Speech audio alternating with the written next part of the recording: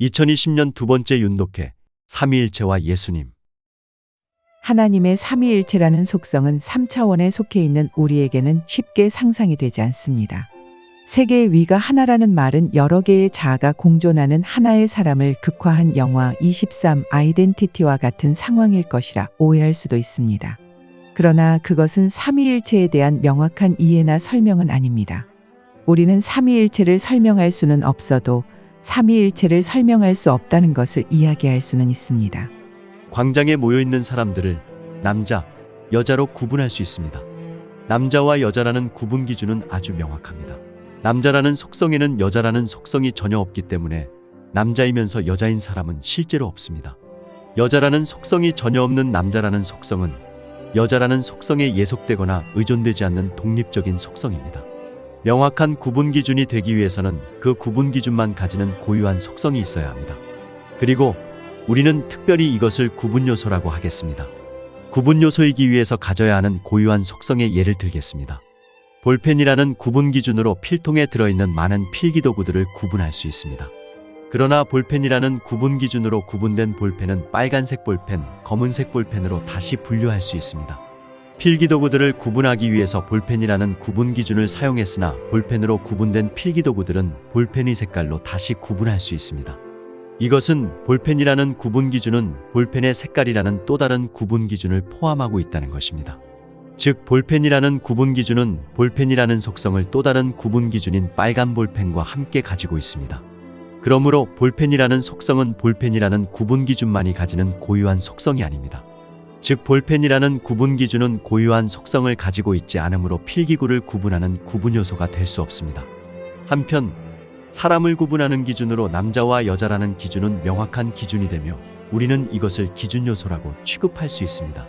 고유한 속성을 가지는 구분 요소로 구분된 것들은 또 다른 구분 요소들로는 구분할 수 없으므로 구분 요소는 유일한 속성만을 구분할 수 있다는 점에서 매우 중요한 개념입니다. 다른 구분 요소가 가지지 않는 유일한 속성을 가진다는 것은 서로 다른 두 개 혹은 그 이상의 구분 요소들은 공통된 그 무엇을 전혀 가지지 않는 특징이 있어야 합니다. 이것은 둘 사이에는 어떠한 비슷함이 없으며 어떤 하나와 연관되어 나타나는 상관성이 전혀 없다는 겁니다. 둘 사이에 비슷함이 전혀 없는 예는 수평축과 수직축으로 구성된 좌표 평면을 생각할 수 있습니다. 수평축의 좌표값에는 수직축의 어떠한 좌표값도 없습니다. 또한 수평축에 따라서 수직축의 좌표값이 종속되어 나타나는 것도 아닙니다. 즉 좌표 평면의 각각의 좌표들은 어떠한 비슷함이나 상관성이 없습니다. 이때 수평축과 수직축의 모양은 기하학적으로 직각의 모습이라고 해서 이러한 관계를 서로 직교한다고 합니다. 구분 요소가 적용된 대표적인 예는 지구상의 가상으로 표시된 위도와 경도 같은 좌표입니다. 공 모양인 지구의 수평 방향을 나타내는 위도에는 수직 방향을 나타내는 경도의 속성이 전혀 없습니다. 이를테면 경도 36도에는 적도를 중심으로 수직 방향으로 36도라는 정보만 있지 수직 방향으로 몇 도라는 정보 즉 경도의 내용이 전혀 없습니다. 우리가 나타내는 좌표값이란 좌표축에서의 값입니다. 서로 직교하는 좌표축으로 위치를 표시하기 때문에 지구상의 어떤 하나의 위치는 그 위치에 해당하는 고유한 하나의 좌표로만 표시할 수 있습니다. 만약 동일한 위치를 여러 개의 서로 다른 좌표로 표시한다면 조난당한 배의 위치를 어떤 좌표에 근거해서 위치를 파악해야 하는지 곤란할 것입니다. 위도와 경도로 표시한 조난당한 배의 위치는 위도값만큼 수평 방향으로 이동하고 다시 경도값만큼의 수직 방향으로 이동한 곳입니다. 물론 우리는 높이까지 고려해야 하지만 해면의 고도는 0이니 이동할 필요는 없지요. 체스판은 가로 세로 8개의 칸으로 구성되어 총 64개의 칸이 있습니다. 체스판 위에 놓여진 말의 위치를 수평으로 2칸, 수직으로 3칸 등과 같은 식으로 이야기할 수 있습니다. 체스판 위에 말의 위치를 이야기하려면 두 개의 기준인 수평축과 수직축을 사용해서 표시합니다. 철수는 63빌딩 사무실의 IT 회사를 개업했습니다. 철수의 사무실은 빌딩의 많은 방들 중에서 가로로 세 번째, 세로로 두 번째이며 40층에 있는 방입니다. 철수 사무실을 찾아가기 위해서는 빌딩의 많은 방들 중에서 가로와 세로로 몇 번째 방인지를 알아야 하며 또 몇 층에 있는지를 알아야 합니다. 가로, 세로 높이는 서로 직교하는 방향을 고유하게 구분해주는 구분 요소들입니다. 철수의 사무실이나 우리가 살고 있는 지구는 가로, 세로 높이인 3개의 구분 요소로 표시되며 이것을 차원이라고도 합니다. 이런 점에서 차원은 구분 요소와 같은 말이며 구분 요소의 특징을 그대로 가지고 있습니다. 점은 길이도 넓이도 그리고 부피도 없는 것으로 그 실체는 없습니다. 점이 실체가 없는 것이라는 것에 대해서 종이 위에 연필로 점을 찍으며 점의 실체가 없다는 것을 반박할 수도 있겠지만 그 사람이 종이 위에 그린 점은 아주 작지만 가로 세로 높이의 길이를 가지는 어떤 모양의 입방체일 것입니다. 즉 우리가 생각하는 점이 아니라는 것입니다. 우리는 점을 생각할 수 있어도 만들거나 작도할 수는 없습니다. 우리가 사는 세상에는 선이나 평면도 점과 마찬가지로 없습니다. 우리가 사는 세상은 세계의 차원으로 표시되는 곳이기 때문에 세계의 차원으로 표시할 수 없는 점이나 선, 평면은 우리가 속한 세상에는 없습니다. 설사 누군가 부단히 노력하여 선이나 평면을 만든다고 하더라도 그건 결국 점의 경우와 마찬가지로 입방체에 불과합니다. 이제 우리는 점의 위치에 대한 표현 방법을 생각하려고 합니다. 수평으로 그어진 선 위에 선을 따라서 점들을 정렬한다고 생각해 봅시다. 점은 길이나 폭이 없기 때문에 길이를 가지는 선을 채울 수는 없을 겁니다. 100개 혹은 100만 개의 점을 쌓더라도 점들로 선을 채울 수는 없습니다. 그러나 점으로 선을 채우려면 얼마나 많은 점들을 선 위에 쌓으면 될까요? 우리가 알고 있고 또 표시할 수 있는 개수의 점들로는 선을 채울 수 혹은 만들 수 없습니다. 다만 무한 개의 점을 쌓는다면 그것은 선이 됩니다. 이 문제는 일종의 극한의 문제인데 더 정확하게는 무한히 많은 점을 일직선으로 정렬하면 길이가 있는 선이 됩니다. 선 위에 있는 점의 위치는 선 위에 3cm 혹은 4.4cm의 위치라는 길이로 나타낼 수 있습니다. 점의 위치를 하나의 차원인 길이로 표시할 수 있으므로 선은 1차원입니다. 이번에는 수평선과 수직선이 이루는 평면 위에 수평 방향으로 길이를 가지는 수평선들을 수직 방향으로 정렬한다고 생각해 봅시다. 선은 수평 방향의 길이만 있지 수직 방향의 길이는 없습니다. 그래서 선들을 수직 방향으로 차곡차곡 쌓아서 정렬하더라도 선이 평면이 되지는 않습니다. 그런데 수평선들 각각에는 무한히 많은 점들이 포함되어 있습니다. 수평선을 수직 방향으로 쌓을 때 수평선에 포함된 점들도 수직 방향으로 쌓이겠죠.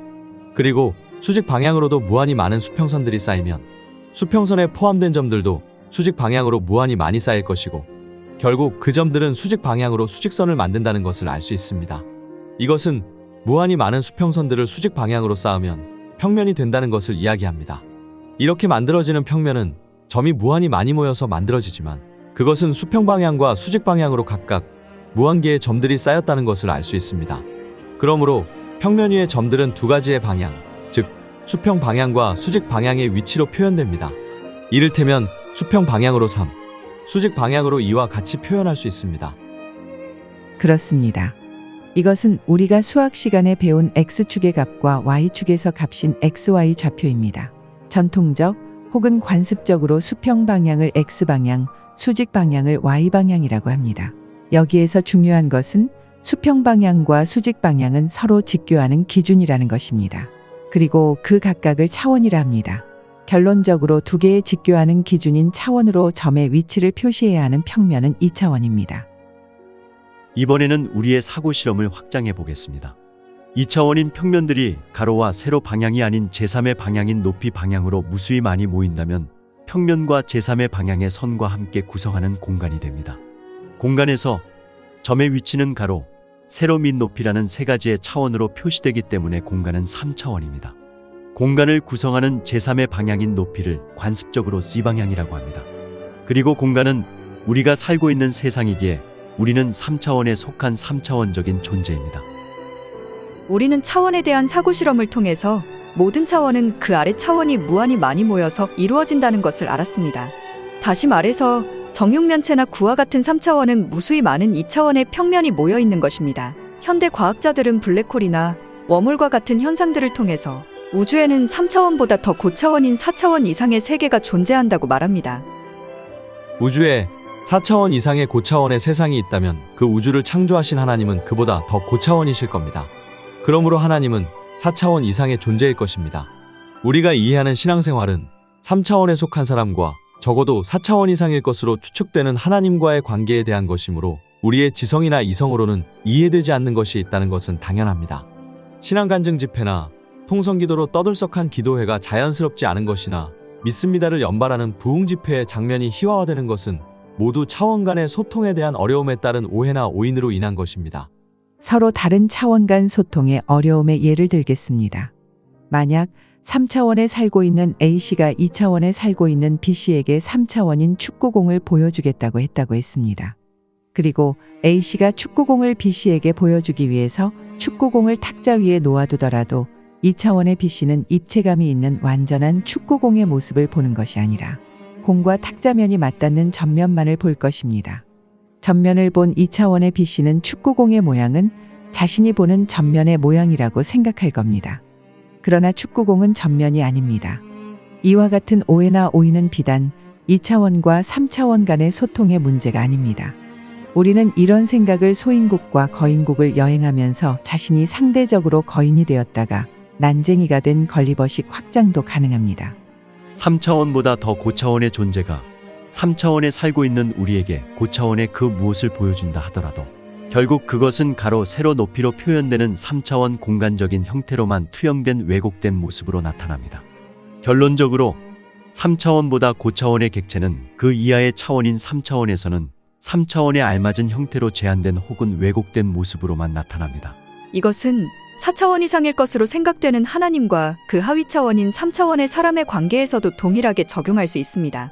하나님이 당신 자신을 삼위일체라는 형태로 이야기하시지만 정작 우리는 그것을 우리가 살고 있는 3차원의 투영된 모습으로 묘사하고 이해합니다. 삼위일체의 진정한 의미는 우리의 차원에서는 확인할 수도 설명할 수도 없는 것이 맞습니다. 만약 어떤 사람이 하나님의 삼위일체를 아주 명확하게 설명했다고 한다면 그건 이미 틀린 것입니다. 왜냐하면 3차원 이상에 속한 것에 대해서는 사람들이 도저히 알 수 없는 것인데 그걸 알았다는 것은 이미 3차원의 모양으로 왜곡했다는 말이니까 그렇습니다. 우리가 어떤 설명이나 논리를 통해서 삼위일체를 이해하는 순간 그 설명이나 논리는 실체를 왜곡하는 결과를 나타냅니다. 결국 삼위일체의 실체가 모호해지므로 그 실체는 보호받는 것입니다. 이것이 하나님의 삼위일체라는 개념이 우리 차원에서는 완전하게 설명될 수 없는 이유입니다. 예로부터 사람들은 하나님을 보고 싶어 했으며 그때마다 하나님은 하나님을 보는 자는 죽는다고 했습니다. 그래서 하나님을 본 사람이 아무도 없지요. 그러나 하나님은 사람들을 향한 하나님의 극진한 사랑을 3차원의 사람들이 가장 이해하기 편한 방식으로 보여주기 위해서 사람의 모습으로 나타나셔야만 했습니다. 우리가 2차원의 사람에게 축구공을 보여주듯이 고차원의 하나님은 3차원의 투영된 모습, 즉 사람의 모습으로 세상의 모습을 드러내십니다. 그렇습니다. 바로 예수님은 3차원의 투영된 하나님의 모습입니다.